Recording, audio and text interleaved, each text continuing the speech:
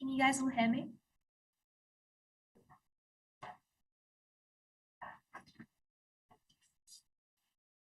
When the culture of sports gets narrowed down to a Saudi prince making flippant decisions about players, about teams, so he can boost his ego and bank account, it loses its value. It hurts the most important stakeholder here, the fans. As a team for the fans, what would this model look like on our side of the house? Well, we would have that any major transactions like hiring managers, like trading players, like moving stadiums would go towards a vote for veto to the fans who hold a season pass, where a majority decision that comes from the fans is then implemented. And we've got a pretty clear path to victory on our side of the house. We need to prove that fans are the most important stakeholder and that fan experience is improved by our model. And 3 points under this. So I'll be talking about firstly the value of fans, and then secondly why commercial imperatives under any other model, under any other system, violates these values of the fans. Hunter's going to split on why we also bring benefit to the players in these teams. Okay, so firstly, what are the values we get? What are the inherent values of fans? And we've got 3 reasons for this. So firstly, just like briefly to characterize what type of fan buys a season pass as outlined in the model, and we tell you that that's someone who goes through the act of buying a pass, that it is expensive, like that is probably a few grand, shows through this cost that they have a vested interest in the success of a team. This means that they're likely to clearly like the team and likely have been invested in that team for a while because they've set themselves like apart from the more casual viewer, the more casual fan of that team. And that also means they're likely to be thoroughly engaged in the fan community and in the team, and strive again for the general success of that team. So they're going to make choices through their votes that benefit the community, that benefit the team, that benefit all the players. More on this in my second sub. Secondly, we tell you that fans are the most important stakeholder in this debate because firstly, sport is performative, it is entertainment, it is a social activity, and for any performance, the most important stakeholder is always the audience. And secondly, we tell you that our specific model therefore prioritizes, in particular, regional fans and fan enjoyment, because regional fans live in these areas around a stadium. They've like built identities around a team. They've maybe like bonded with their father through going to local tests. Like they are so crucial to this debate. Thirdly, in terms of values for fans, is that fans will be directly harmed by any other model that does not prioritize them. And so I'm just going to go through anything that NEG could come out with and why it's just fundamentally not going to work and why it breaks the sanctity of the values that I've just outlined, where fans are so important. Firstly, if NEG talks about why we should instead have publicly owned firms, which we see are a lot of like how sports teams is a lot of how like sports teams are managed today, or like where anyone can buy shares, or secondly, like if we talk about private investment groups, both of these have decoupled emotional investment, which harms fans because they structurally prioritize the richest investors who can buy the largest shares, who can dominate decisions and are likely to be profit maximizing, are likely to be ego driven. I'm going to talk more about this later. And then a third model that NEG could come out with is about having individual private owners. That looks like how Man City today is owned by like Prince Abdul Aziz. Again, he's not interested in the long-term performance of the team. What he is interested is how his ego benefits from owning a huge exclusive sports team, how he can be profit maximizing. It's highly depersonalized. It does not prioritize the fans in any way. Okay, so secondly, why do we have these why do commercial imperatives under any other system violate these values of fans that I've just outlined? And we've got 3 reasons under this as well. Firstly, commercial firms clearly want to profit maximize. If they are a private owner, if they are a shareholder, if they are an investor, then the ultimate goal is to make profit. And that looks like, for example, how like Abramovich's Chelsea is the most profitable team in the UK. And this leads to like 2 pretty important things. Firstly, that stadiums a move to higher density, high attraction areas that looks like how the NBA, how the NFL have teams that all move to LA, that all base themselves in LA, not because they can't commercially survive when they're not in LA, but because they are gluttons for more profit, for more revenue when they're owned by models that want to profit maximize, that don't prioritize fans. Secondly, what this means is it's inherently harmful to the fans who we've outlined as being so important, because regional fans don't get that enjoyment, don't get that sentiment of home games, and also have to bear the cost of flights, have to bear the cost of accommodation. That looks like a Lakers fan from its original Minnesota having to fly across the US to LA to see their own regional team play. We think that this is just not okay. Secondly, in the same vein, like, commercial models are likely, again, to prioritize profit over players. And 4 things under here. Firstly, that this really harms players, because when we profit maximize, we have a lot of player trading, we have a lot of overworking. This breaks their sense of self, the perception of the perception of integration within a team. And they also get overworked because they have to play a lot of international games, since they are marginally more profitable than home games. That looks like the All Blacks going on the Northern Tour rather than playing more home games here in New Zealand. And secondly, this is against the interest of the team, because we can see that, for example, James Harden, who was the MVP of the Brooklyn Nets, was traded to the Philadelphia 76ers for profit reasons by these commercial firms, by the commercial owners. And so when he got traded, we then had the Brooklyn Nets, who were literally predicted to win the NBA playoffs, lose 4-0 in the first round of the NBA playoffs, which is unprecedented. And it just clearly shows that commercial interests can't make good decisions, can't benefit the players at all. And the reason, thirdly, why we stop this on our side of the house is because fans care more about these players. They're loyal to these players because they've grown up with them, they've seen them as part of their regions, and they're less likely to have these transactions, have these trades happen, and that's going to hugely benefit the self-worth of the player, the team stability, the team culture. I'll take a point if you have one. No? Okay. And also, yes. When these sport things are publicly owned. Pardon? How does this material interact with sport clubs that are publicly owned? I'm really sorry. Could you please repeat that? Okay. Okay. And now, also crucially in our world, commercial interests are lost and they fall everywhere. So NEC can't really claim that there are unique harms about sports teams failing due to profit reasons, because even if the general quality of sports falls, it doesn't matter, because fans will still be engaged, and fans are who we care about here. England has lost the World Cup on multiple occasions, but English fans still flock to watch those games. Thirdly, we tell you crucially that teams will still be commercially viable. Firstly, because there is a precedent that the Green Bay Packers are completely owned by fans, and they are consistently one of the top 3 teams in the NFL. Secondly, that income streams of sports fans rely heavily on fans, advertising, merchandise sales, contribute heavily. When we give fans respect through decision-making power, we increase engagement, we maintain commercial viability. So proud to affirm.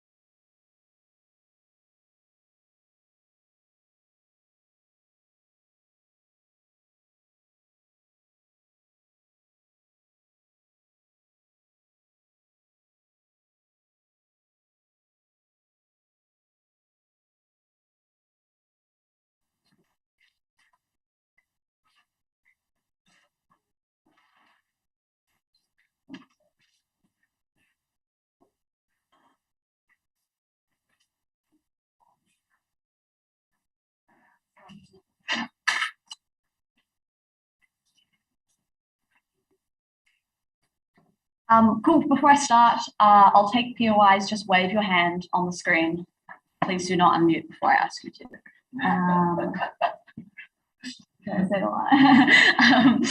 Okay.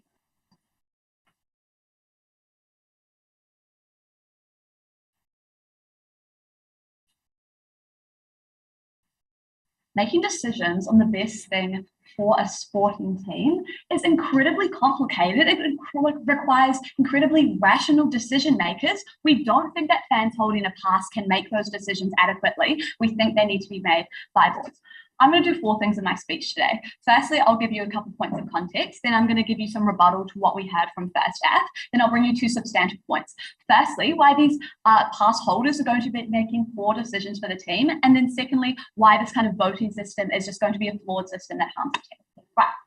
Before I start, I'll tell you we win this debate by proving we get the best outcomes for those sporting teams, which means they can win the most games and they can have the most success for those individual players. We get that from the best decisions being made. And we think this interacts with the path to victory that we had from AF, because it's best for the fans when they get to see their people winning. So they have to prove that same thing as well. Right.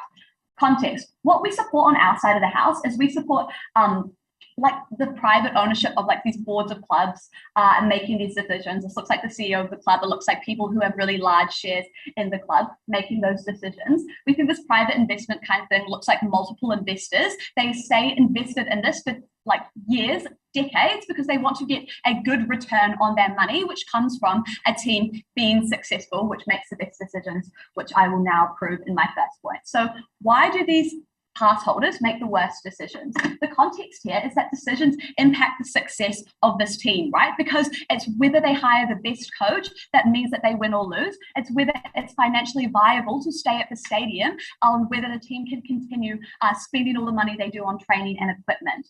I've got 5 reasons on why pass holders make these irrational decisions that a board that our side looks like wouldn't. 1, these pass holders don't have so much knowledge, right? Because they don't know the funds that the team is collecting. They don't know all of the individual costs to the teams that comes down to all of the training equipment and how much you have to pay to get all of the people who run the water and or ball boys and things like that. They don't know what it looks like behind the scenes because they just don't get to interact past watching the game themselves. They don't know the sponsors that they get or like markets or training facilities. On the comparative, the board has this knowledge, right? Because it's a smaller group of people, they know all of the costs, they know what they're dealing with, they're able to go in behind the scenes and understand what's going on. But they also are probably business people, and that's how they got so wealthy to have such a large share. So they know how businesses work, they know what makes a good manager, and they know what that kind of organization is important. And because they also know everyone in that team really personally. Secondly, fans had too much of an emotional dependence on this, right? Because this emphasis that we heard from side out on like why sport is so entertaining, that they're encouraged to get drunk and get riled up in front of that TV screen or in front of that game, means that we see such emotional reactions. Like when there were riots in the street after Man U lost to Liverpool in the UK, right? This looks like actual like property destruction. What we tell you is the board isn't so emotional about this because they have so much more invested in these decisions because they put all of their money in there. So they're able to take a step back, but also because they're in the professional environment that is a board setting. So they just have to be more calm and can't go and get each other riled up because that's unprofessional, right? Thirdly, this is really important, there's much more accountability when poor decisions are made. Because if a large amount of fans have voted on a decision and they make the wrong decision and it turns out really badly, there's no accountability for the individual people who voted for that really bad decision. On the comparative, when it's just the board making the decision, it's public who is in the board, it's public what they voted for, and therefore we can get accountability from the public when they see that this board has made bad decisions. That means the board is really incentivized to be making the best decisions possible so they don't get really bad backlash. Fourth, the fans are much more tied to tradition, right? Because it's something that they did with their parents or their parents did with their parents, and so they want to continue that tradition on. It means they don't do things like change coach. It means they don't do things like move stadiums when it's no longer financially viable because they want to stick to that tradition. On the comparative, the board is significantly more forward thinking because they look much further into the future to make sure they can get a return on their investment, right? It means that they're thinking much more about the long-term profitability and success, about whether it's financially viable to stay in this much more expensive stadium. 5, fans just invest less time in it, right? Because these people are probably working. They don't have all of their time to commit to it. Whereas on the board, it's like their job. It's something that they spend significantly more amounts of time going there and considering and learning all of the information about it. So it's just a lot more time invested into knowing all of these things. What this means is the board is more incentivized to make better decisions for the team. We think that because these sport teams will be making these irrational decisions. When they go and veto something, they're going to veto it without thinking it through properly because they don't spend so much time on it. They're going to veto those decisions or not veto those decisions, acting too emotionally or wanting to stick to tradition, which we tell you is not a good thing because it needs to be an objective looking at it, right?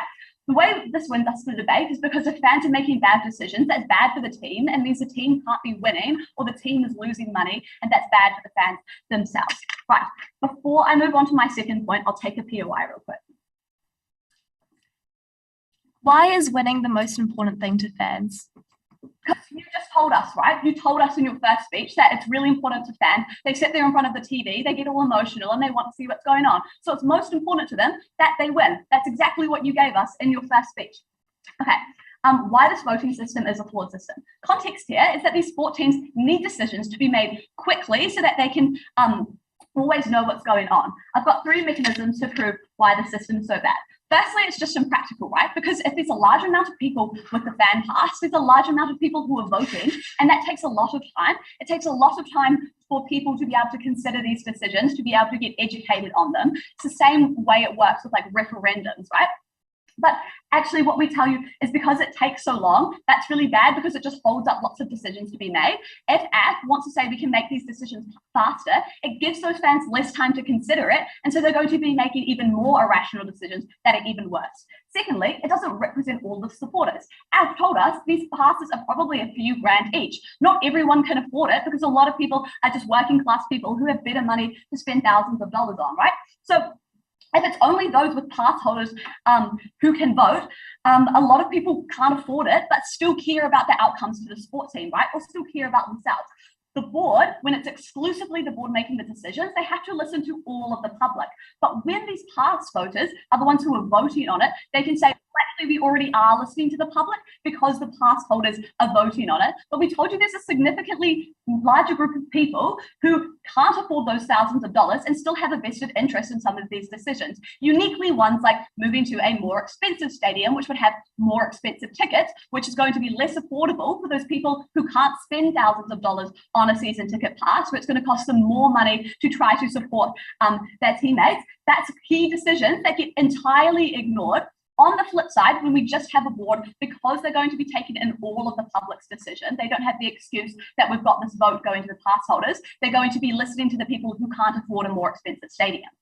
Thirdly, this Holt's decision's being made, right? Because pass holders expect perfection. They're diehard fans and they think the team deserves the most elite, like coaches and things like that. So they keep vetoing coaches just because they're not good enough for the team. That's really bad. Why? Because if players feel really unsure and uncertain, they're going to be leaving these teams, right? We saw this with like how Ian McKenzie left the All Blacks because the All Blacks couldn't provide him the certainty that he needed, right? If they don't have a coach, if they don't have a stadium, these players are going to be leaving this team, especially those good players like Cristiano Ronaldo, who have many other offers from everywhere else. That this team is going to do really badly. They're not going to be able to win. So we need to leave it up to the board to make these decisions.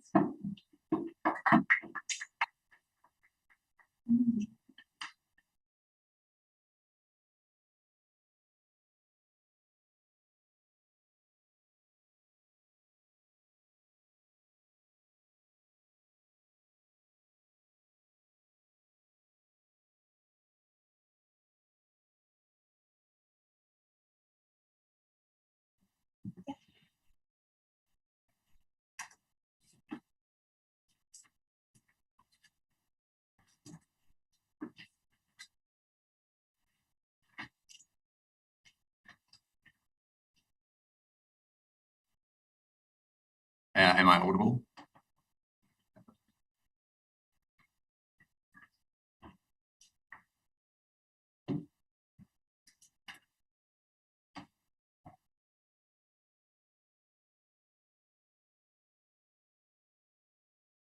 Sidenegg cannot try and say that our model of superfans having more of a decision on how sports teams are led is unrepresentative when they are standing for a system which means that old, rich white men who only care about profits and sit in their nice tuxedos in a boardroom make decisions about like what what sports teams make the most money, rather than fans actually having the decision to veto, to approve and disapprove decisions about these sports teams. We are so proud to stand on side affirming, giving more representation to the fans on our side. What am I going to do in my speech here today?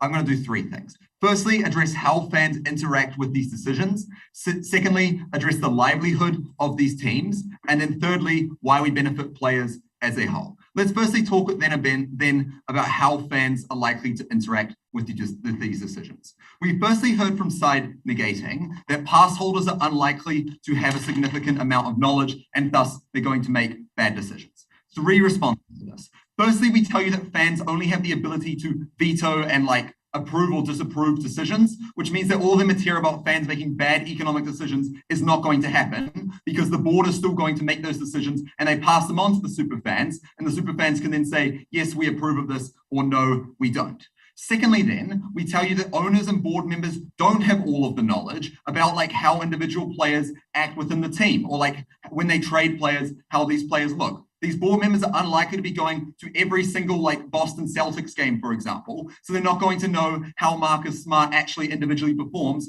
besides a couple of numbers about how many points he's getting per game and probably how much his contract is. Players, on the other hand, go to those games because they have those passes. They see Marcus Smart playing and they know, we actually like this player. We don't want you to trade him out to the Lakers. We want him to stay on our team. Thirdly, then, we tell you that business is inherently a bad thing. If there is more economic incentives in the team, that is inherently bad for the fans and bad for the spirit of sport in general, if it means that decisions are being made that we move our teams away from where they're regionally connected to where fans have a regional connection from and instead move them to somewhere like LA, for example. If side negating wants to win on teams having more support and teams in turn getting more wins, they're unlikely to achieve this if the financial incentives are just going to mean that these teams all move to wherever there's the lowest amount of tax so they can maximize profits rather than staying in the regional areas where there is a greater connection. We've seen this many times in places in sports leagues such as the NBA, in which teams like the Jazz moved from New Orleans to Utah just because there were lower amounts of tax there, despite the fact that they could very easily survive in New Orleans. We've proven to you why these business people want to maximize profit and why this is ultimately detrimental to the spirit of sport. They then told us that fans have a more emotional incentive behind the team. We tell you that this is a good thing. We tell you we'd much rather have fans who have an emotional incentive want to get out there and watch their teams play rather than old rich white men who just want to make decisions about how much money they can sort of siphon out of the Boston Celtics in the next season. And then secondly, we tell you that if these business people are less emotional, if you buy that, if we use their characterization against them, we find that they're actually going to be making worse decisions as a whole because they're not actually going to be considering how these teams interact, how these players interact as a whole, how these players interact with their fans, how fans perceive their players. Instead, they're only going to be interacting on how money involves with these teams. In general, they make worse decisions. They then tell us that fans have less commitment, completely ridiculous on their side. Fans are going out to those games instead of those board members who sit around on their board in their suits. They actually have a commitment to their team because they have forked out that money. There's a tension in their case as well when they try and tell us that these people are the most committed and then tell us that they are least committed. Side negating doesn't know where they stand on this. They then tell us that they're going to make bad decisions. Again, as I've already told you, it is a veto and approve or disapprove. The fans are not going to be making complex economic decisions. Rather, they're going to be acting of what is in the principal interests of the team. It means that if they don't want the Boston Celtics to move to LA because they think that that goes against how they perceive their team on a spiritual or principal level, they're going to make that. They're not going to be making decisions about how they budget, etc. They then told us about slower decisions. We think most things like trades or stadiums are going to be pretty decently fast decisions anyway. I think most players, especially these super fans, are going to understand the terms of these things very easily and going to be able to make a decision anyway. But secondly, then if we tell you that even if we get slower decisions, we'd much rather these be slower decisions, but more quality decisions which keep fans engaged within the sport, rather than fans wake up one morning and find out your favorite player, James Harden, has just been traded to the 76ers. You had no choice in that, but we've just decided that that's the best thing for the team. We'd much rather these decisions happen a little bit slower, but they are in the best interest of the team. And because these decisions are only happening a few times per year anyway, it's not like these boards are going to be constantly pushing all of these decisions on the fans, a new decisions every couple of days. We think if they're happening at a slower rate, that really doesn't have that much of a marginal impact. There's also then like a tension in their case about fans making like bad decisions, they're not having knowledge, but then like fans are like emotionally invested in these teams. Either fans are emotionally invested and they're going to these games and they understand these teams well, like the back of their hand, or they don't know anything. Side negating doesn't actually really know where they stand on their characterization. Secondly, then, on the livelihood of these teams. They tell us that there is less accountability for these teams when fans are making a veto decision, yes or no. That is completely wrong. There's more accountability now on the board because the board is passing that on to the fans. It means that when a decision is made, it means the board approved of it and the fans approved of it. The fans voting and vetoing on it is a form of accountability. We have more accountability on our side. Secondly, then they tell us it's not representative. We tell you on the comparative, their side is even less representative when they want to stand for private owners making these decisions. I'm now going to move into my split point about why we benefit players. I'll take a point though if you have one. Why are they going to move stadiums to a different place if that means that no fans come to the stadium to watch?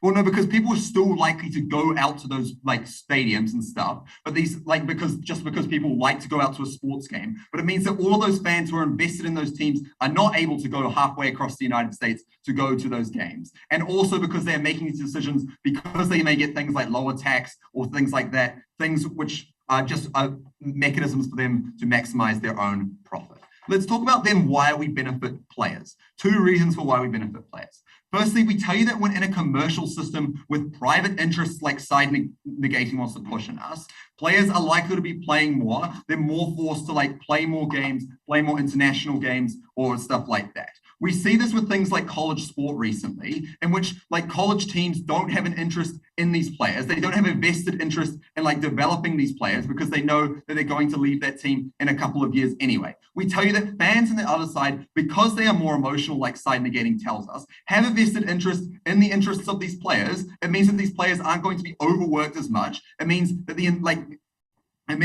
going to be acting actually in the incentives of these players rather than how can we maximize profit? How can we churn out rookies like in a couple of contracts and make as much money as we then trade them off?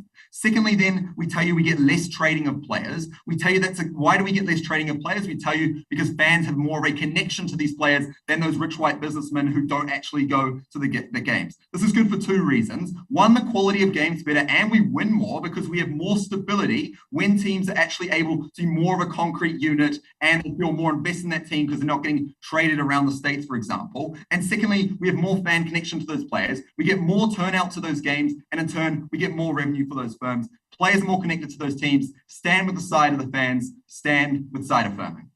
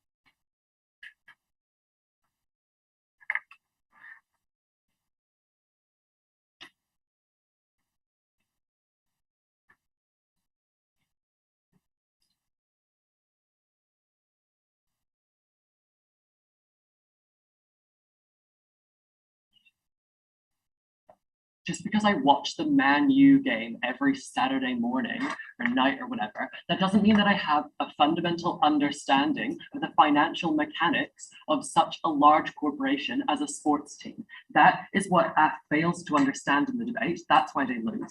Two things in this speech. Basically, I'm going to cover why we get better decisions from choices being made by the board, and then secondly, why fans generally make worse decisions, right? Actually, no, I'm going to do fans first, right? So why do fans generally make worse decisions? This is essentially how we win this debate, because we think that, like, regardless of whether or not that team's decisions are representative, there's no point in it being representative if the team doesn't exist at all, because fans made bad financial decisions and they vetoed moving stadiums, and that was the thing that meant that the team went under financially, right? So why do fans make bad decisions? What did we hear then from AF about why they make good decisions, right? Basically, firstly, they told us that the people who have these kinds of season tickets are diehard fans. That's why they're willing to shell out thousands of dollars for them. We tell you this is absolutely not true. We think the kind of people who are able to afford these tickets are just people who have more money. What that means is that they tend to be people who already have a lot more privilege in society. That means that they tend to be overwhelmingly white. So absolutely, it is not representative of the majority of the fan base, because we think the majority of the fan base is made up of a much more diverse group of people who are not able to financially afford these kinds of tickets, right? So we tell you it's just not representative at all to begin with. Secondly, they tell us the fans generally care about the team substantially more, so they're not going to want to overwork them. We tell you absolutely not. We think these fans care substantially more, especially if they've had this prolonged connection to this team over many years, and they've gone through many players. They care a lot more about whether or not that team wins or loses than they care about the well-being of the individual players, because they have a connection to the team rather than the individual players, because of the fact that they've just known the team for a long time. They probably have some kind of vendetta against certain players on the team who they think are responsible for that team constantly losing. So we don't think that fans just, as an assertion, care about their players, right? We think they paramount care about winning, and that means that they're probably still going to make bad decisions, right?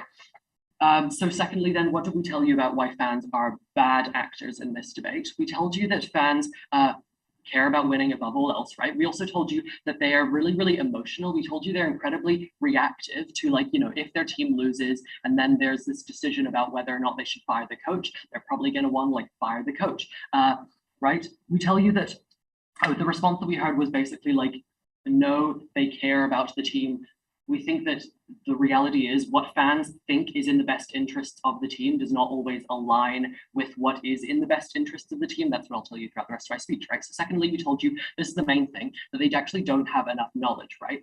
They don't have knowledge of how the team works financially, of the certain things that may be financially risking the team's viability. The response that we heard was a few things. Number one is that they told us they care about the team, therefore they will have knowledge, or they watch a lot of games. What we tell you is that this knowledge is not just surface level knowledge about the inner workings of the team, or who is the the forward in this team, right? We're talking about the actual financial viability of the team. We're talking about can this team afford to stay in this specific stadium?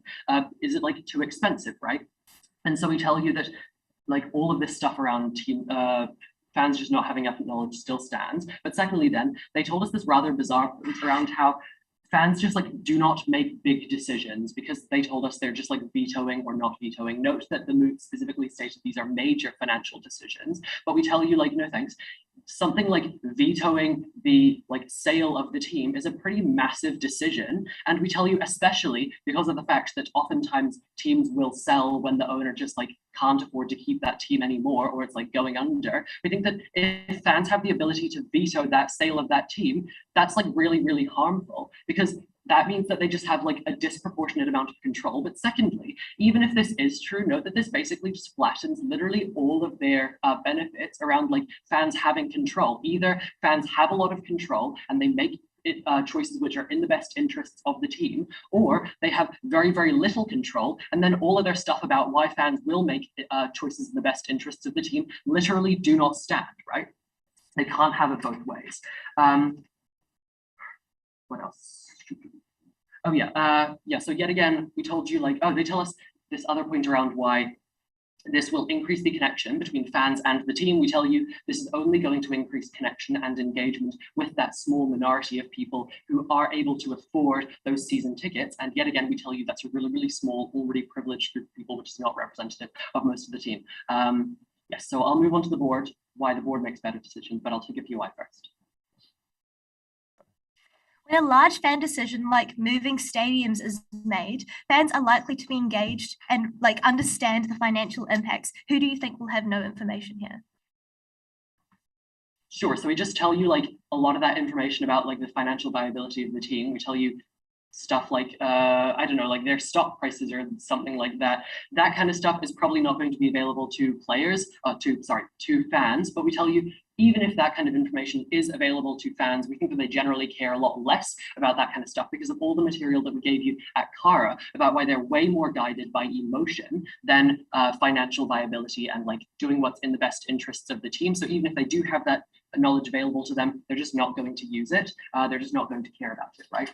We told you on the comparative, boards care substantially more about the financial viability of the team just because they don't want it to go under because they have a lot of investment in it. We told you that means a couple things. Number one, this is in direct response to their point about fans caring about players. They do care about players. They're not going to overwork their players because note that at the point at which you overwork a player, they're probably going to just play worse. And you, as an owner of a team, want your team to succeed because that means a couple things. One, this means that you fulfill your ego or whatever, which is what we heard at first half. Or secondly, you just make a lot more money if you are a team who is winning. Note that this is really, really crucial in the debate, that the interests of the board members to win almost always aligns with the interests of fans of that team, right? Because they just want them to win. Both actors in this debate want the team to win, but the difference comes at the point at which fans are way more guided by emotion, at the point at which fans do not think of the financial nuances of certain decisions.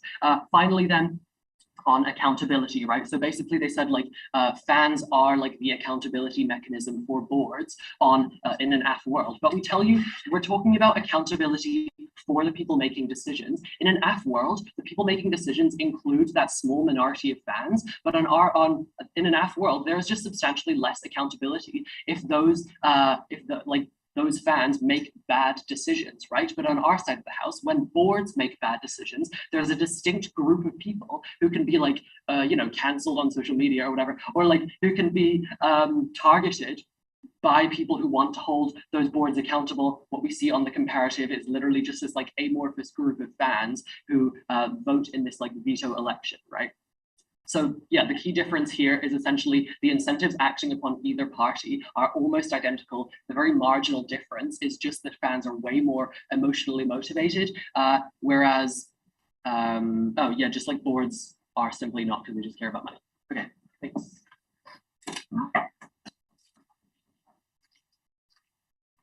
Can you mute it?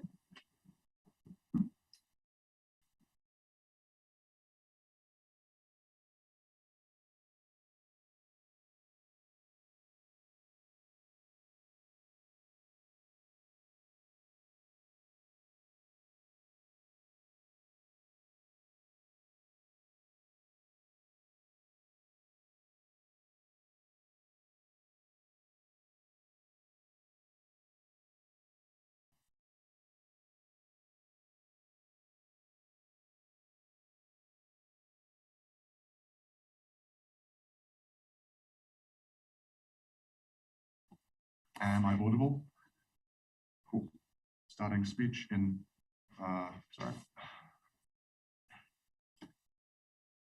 Starting speech in 3, 2, 1. Side neg in this debate has really gone pretty hard on hanging their hat on one thing. The only world in which they win this debate is a world in which a huge amount of sports teams simply stop existing because fans have these powers. That is the only world they can possibly win this debate in. 2 points of clash here. What is the fan experience like under our world? And the other point is on how likely is the complete failure of these firms. First of all, just before all of this, it is very important that we all understand that even if the quality of the gameplay falls, In our world, this happens everywhere. This motion applies to all teams. Even if the absolute quality of the gameplay everywhere has fallen, they cannot identify any harms about one team being worse, one team not winning as much, because all the fans from every team will have the same powers. Fundamentally, all the harms that they've tried to claim fall out of this debate. So firstly, on the fan experience, their main argument here has been why the worse quality teams will happen. This makes a worse fan experience. As I said earlier, this isn't important, but I will show why there are not actually worse quality teams. So one, as we've said earlier, it's only a veto. This means it is a limited authority only used in certain contexts. It does not mean that there's 5 fans who walk down and coach the team on their own. It does not mean that these fans are that directly involved. It means that for big choices, the fans are involved. That means that a board presents something to the fans and the fans respond to that and veto, and the board is encouraged to meet the fans. It is a process of interaction. The fans cannot succeed without the interests of the board. So because this is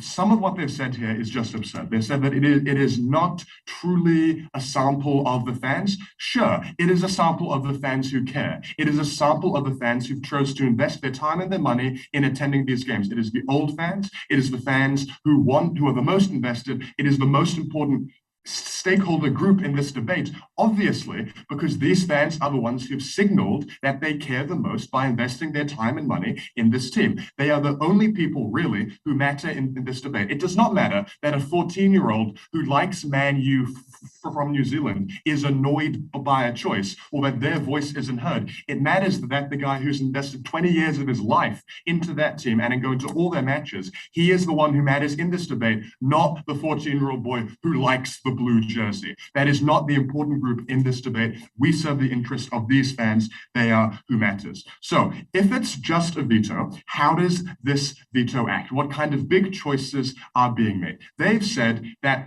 if they lose a game, they'll fire the coach because they're emotional and angry. One, fans understand that you don't win every game. A Man U fan alive in the 1980s bloody well understands that you don't win every single game. These people are not ignorant. They are not so dumb that they don't realize that it's a give and a take, and you win some and you lose some.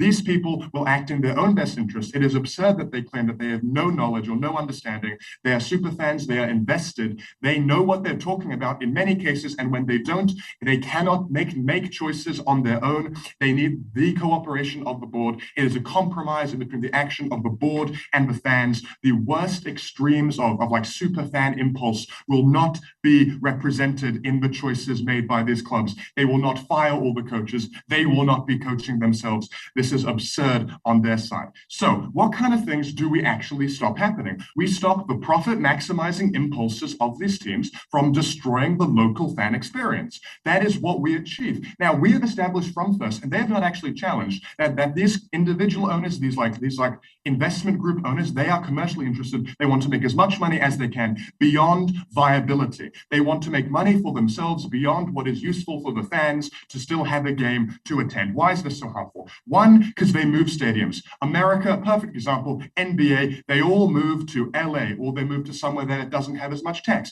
This is not because it is unviable that they exist in the areas which they are. It is because they want to make as much money as they can, and they don't care about these regional fans who are the most important group, who've shown the most investment and shown that they care the most. So then what happens under our world? Sure, if a stadium is truly unviable, or if being in a certain area is truly unviable, it is quite likely that fans will accept a smaller move to maybe somewhere more regionally central, not LA. They could accept a slight movement, if not the full profit maximizing move in the most extreme case.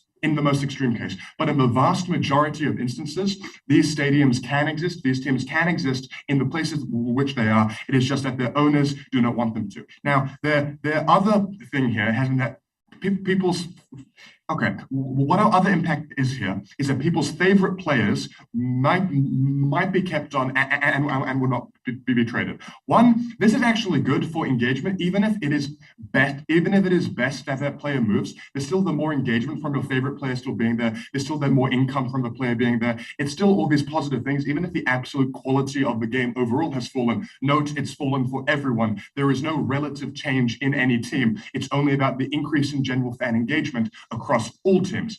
Thus, the fan experience across all teams is improved, regardless of the impact on the actual quality of the gameplay, even if there were any.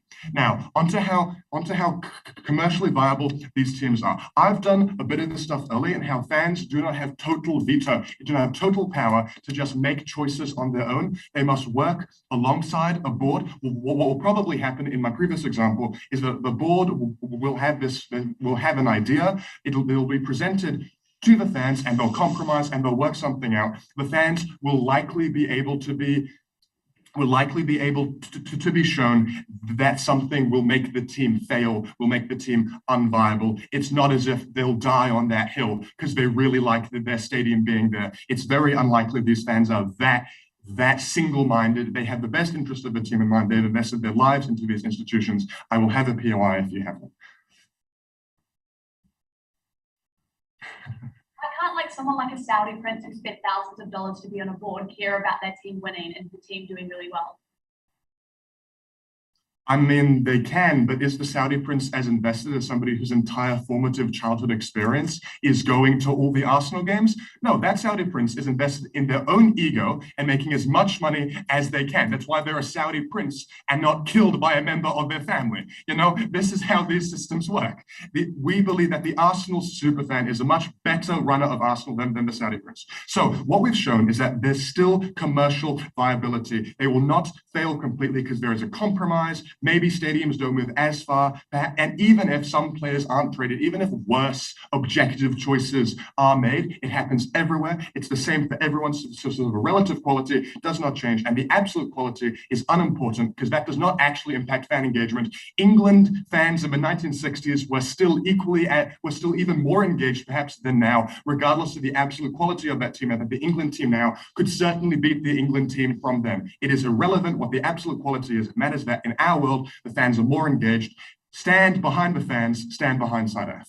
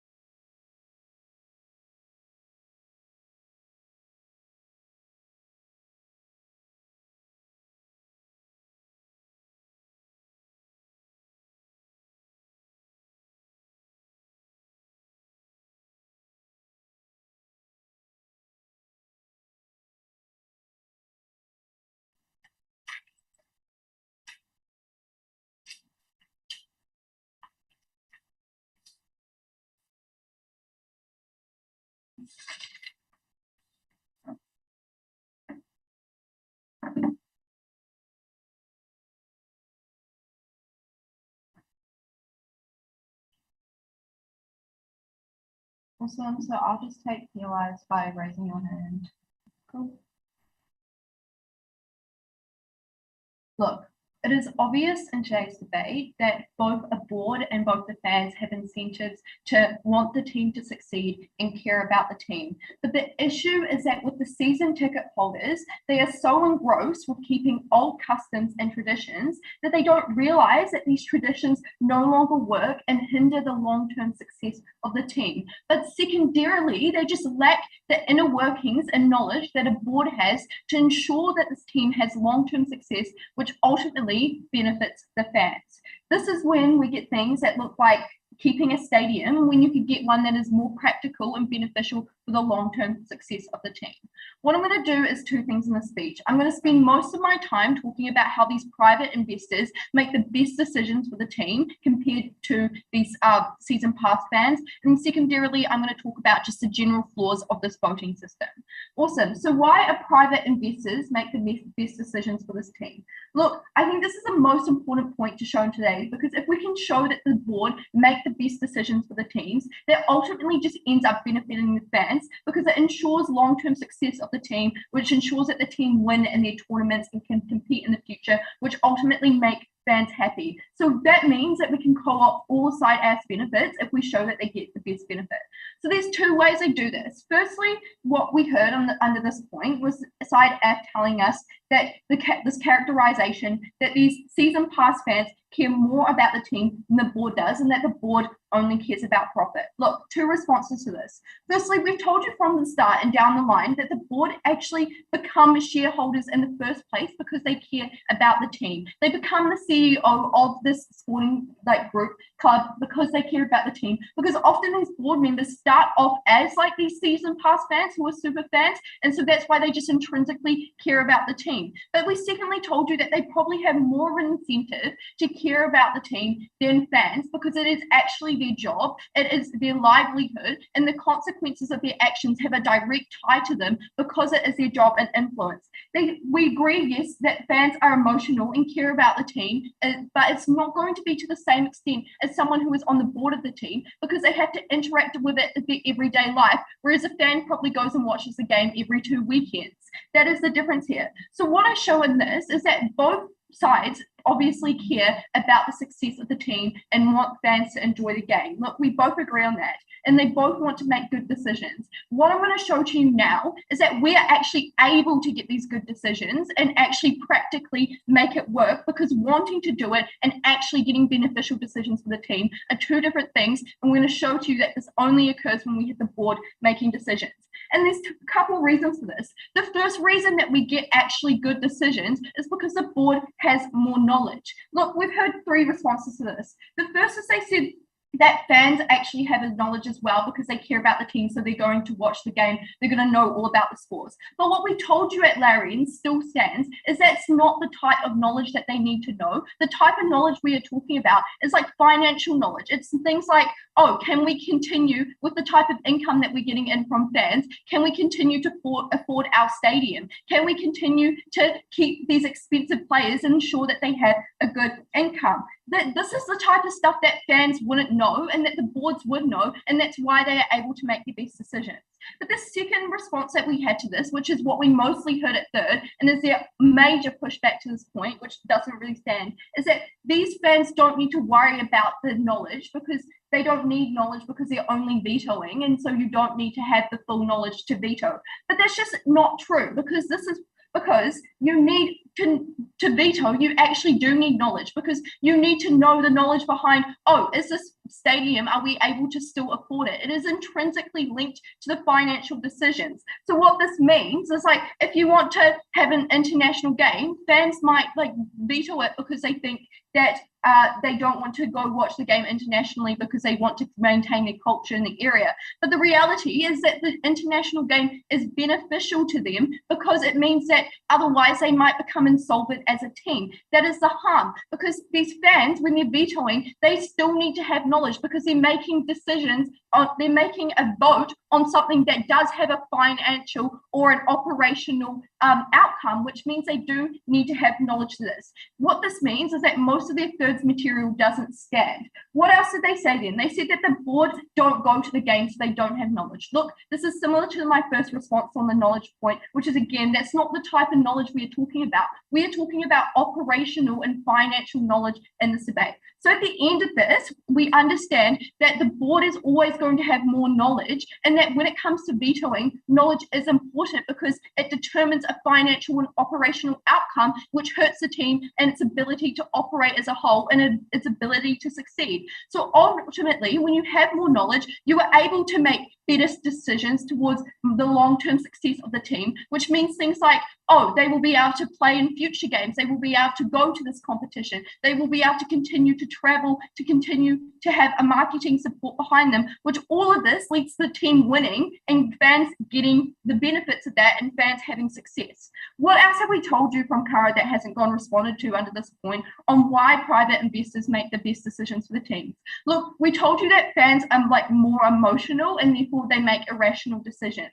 Look, their response to this at second was that they said that these boards are removed, but because we said that they're removed, they only care about profit and that they won't make the best decisions. But that was not our argument. Our argument was that because they are a business structure, they have to be more professional, which means that they can't just react in the moment. They have to be more sound and make decisions that have to really thoroughly think through these decisions and the consequences of that, because they are bored and that because it leads to great outcomes. But we also had this argument on accountability. Look, they told us there's more accountability when you have people with the superpass voting. What we tell you is this doesn't stand, because on our side, we have both superpass fans and we just have regular fans who don't have the superpass holding them accountable, because they all have media scrutiny through the board there. What they only have is superpass fans voting and having all the control.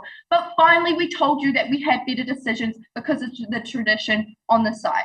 Look, the outcomes of this entire point and basically the entire debate is they told us that there's going to be harms, like they move out of their regional stadium, they go to an international game, and they do player trading. Look, I'm going to address the harms of moving out of a regional stadium. The first is we have shown you throughout the case that they're not going to do this. These boards won't move out of a regional stadium because they care about profit and they care about their fans and maintaining them. And if their fans aren't going to go watch the game, then they're not going to get profit if it's outside the regional area, so they won't do that. But secondly, it's actually more likely to happen on their side because the superpass fans are going to be the ones who are able to travel, so they will vote in favor of having a stadium outside of the region, which means that we ultimately just hurt the fans who can't afford the superpass. What else did they talk about? Player trading. Again, that only happens if it's in the best incentive of the fans and their success, because the board cares about the fans and their success. And again, international games. Look, fans like going and watching international games. A board will decide to do that if they think it benefits their fans. What I've shown you at the end of this is that the board are going to make the best decisions for the fans, which ultimately it gets what side AF wanted everyone to have, which is the success and benefit. What this means is they're not going to stick to a stadium they can't afford. What this means is that they're not going to keep a coach who assaulted someone because of tradition. That is how we bring a benefit to today's debate.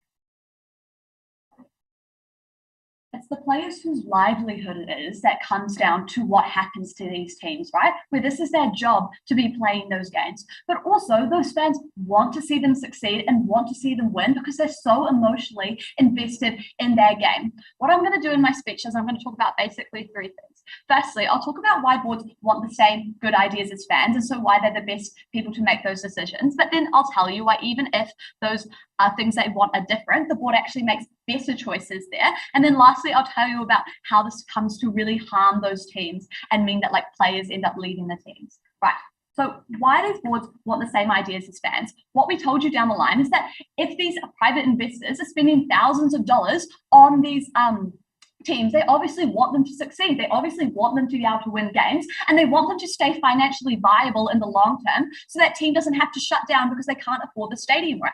We didn't hear any reasons on why a Saudi prince wouldn't want a team to be doing well, right? Because he spent thousands or millions of dollars on this team. He obviously cares a lot about it and he wants a lot of success from that. So actually from that, we tell you that the board cares even more about the success than these fans do because they're invested so much and they've invested so much of their time into being on the board of these teams. And that means they care the most about it. But then secondly, let's talk about why these boards actually, what means that these boards actually make so much better decisions. I'm going to talk the most here about accountability because I really want to show you these links here between the material that we gave you. I said this in my second substantive and my third Sophie just brought it up. But by having a vote on our side of the house with these super players, super pass holders, the board gets to claim that they are listening to the public, right? But importantly, as we heard from AF, these passes cost thousands of dollars. So it's not the working class person who grew up watching Arsenal with their parents who can afford that super pass. It's those people who have that disposable income to spend there. So what it means when the board gets to pretend that like they're listening to that public opinion is those people who are still major fans but don't have thousands of dollars to spend on it, don't get their opinion heard. On our side of the house, that accountability is much better. Everyone gets to share their opinion to the board because the board now has to say that they are listening to the fans by listening to all of that public outcry, as opposed to just saying, well, we're listening to the vote, so we're listening to the fans there. If you're a fan enough, you would spend thousands of dollars that you can't afford to spend, right? But we also told you there's this personal accountability, right? We told you that these boards, because they're individually known, there's accountability for those people. And there's not that same accountability when the past fans make a bad veto decision because their name isn't out there in the public. The public can't go and react to them and say that was a really bad decision. It's really important, this material, because it means that if there's better accountability, the board is going to think more through the decision to make the best decision that is for the team. So we don't think it's good to have those super pass holders. But we also told you that because they have more knowledge, and we brought you this at me, but we brought it down the line, because they have more knowledge, they have more of an investment there, they know more about it, and they spend a lot more time at those games, but also because they're going to react less emotionally and irrationally because they're in this professional setting, so they're going to take a step back and make the best decisions.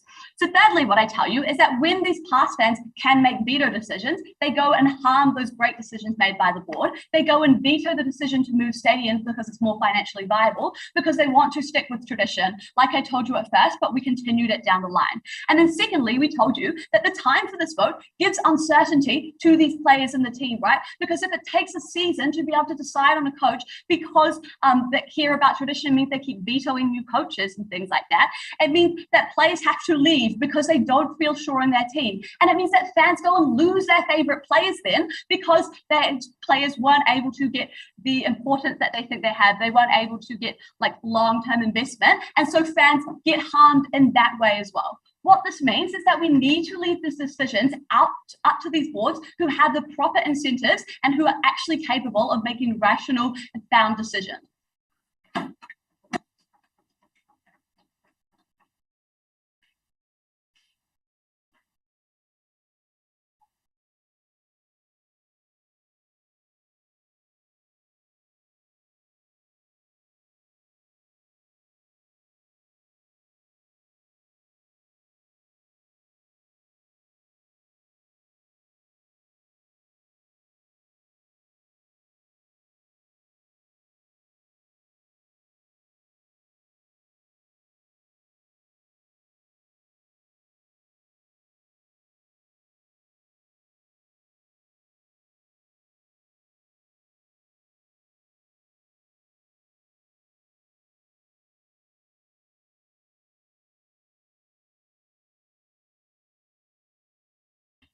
Sorry about that. All right.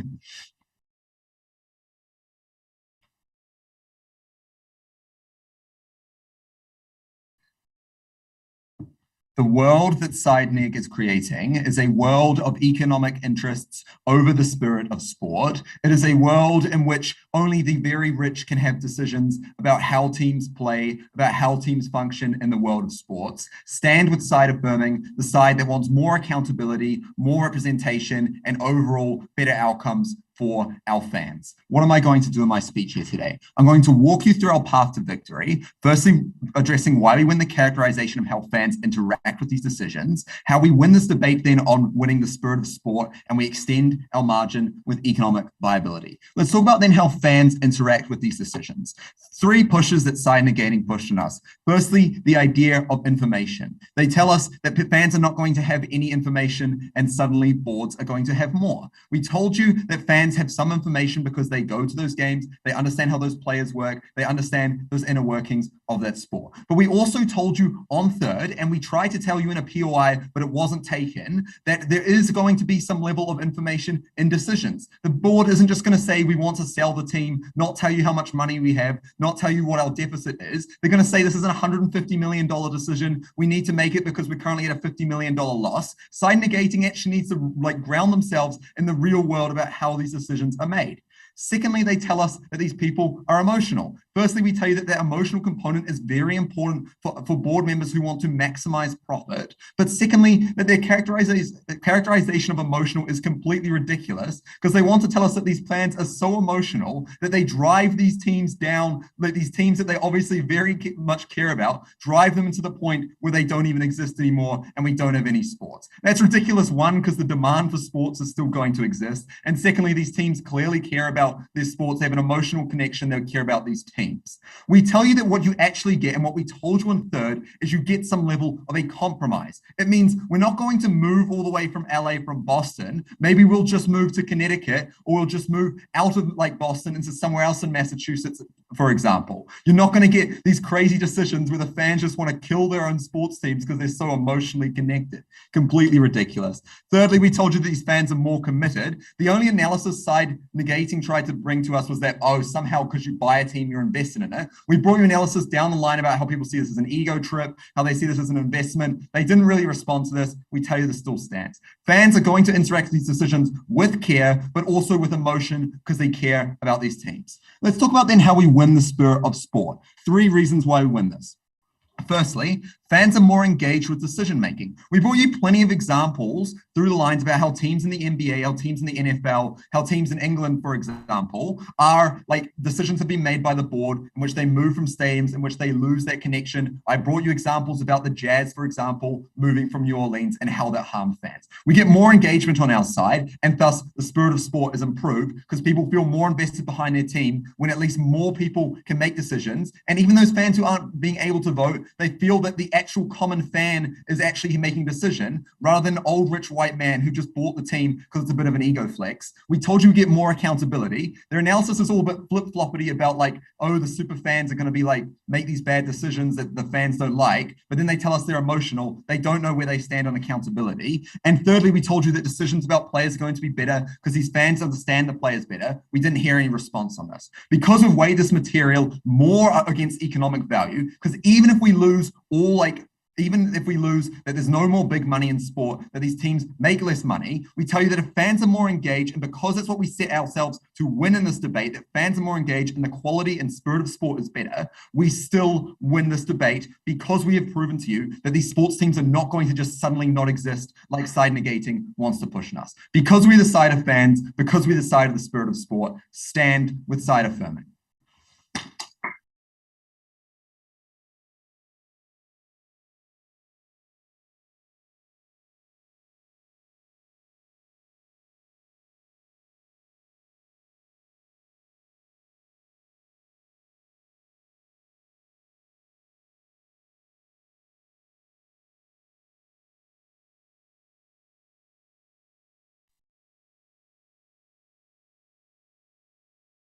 We just go to room 11, I reckon. Room 11 sounds good. Yeah. Thank you, Wellington. It was a fun debate. Thanks, Wellington. Thanks, Wellington. Good sports motion to start the day, bro.